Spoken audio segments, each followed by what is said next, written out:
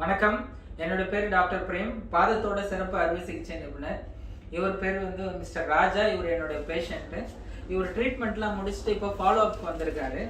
இவருடைய பிரச்சனை என்னவா இருந்துச்சுனாக்கா, ஒரு 6வது நாள்பட்ட புண்ணு இவரோட கணுக்கால் ரீஜன்ல இருந்துச்சு. இப்போ பார்த்தீங்கன்னாக்கா இது முழுசா ஆறிடுச்சு. இது 5 வருஷத்தோட ஆறாத காயம். அங்கங்கே பார்த்தீங்கன்னாக்கா இன்ஃபெக்ஷன் இருந்து இவ்வளோ பெரிய தோலெல்லாம் அழுகி இருந்துச்சு.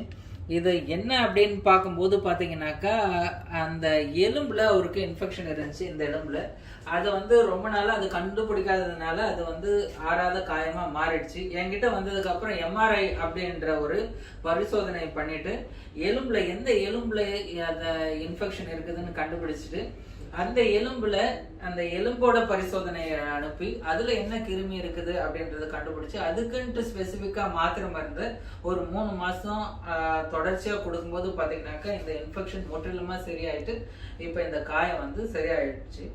என்ன சொல்ல வரேன் அப்படின்னாக்கா, ஒரு 6வது நாள்பட்ட காயம் இருந்துச்சுனாக்கா எம்ஆர்ஐ இல்லை எக்ஸ்ரே எடுத்து பார்த்து அதுக்கேற்ற ட்ரீட்மெண்ட்டும் முறையா செய்யும் போது அந்த காயம் ஆறிடும். அவர் அதை பத்தி சொல்லுவார். என்னுடைய பேர் ராஜா. நான் திண்டிவனம் பக்கத்தில் கிராமத்துலேருந்து வந்திருக்கேன்.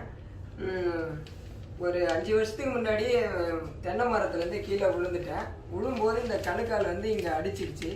அது விழுந்தப்புறம் அப்போ நாங்கள் சரியாக கவனிக்கலை.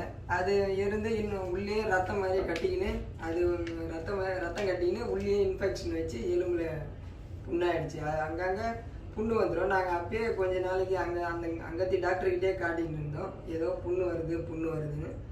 அப்புறம் பார்க்குறவங்களாம் இது என்ன அழுகிக்கிட்டே இருக்குது. அப்புறம் இங்கே வந்த பிறகு தான் இது சரியாச்சு. சாரை பார்த்து பிரேம்குமார் சார். நன்றி, வணக்கம்.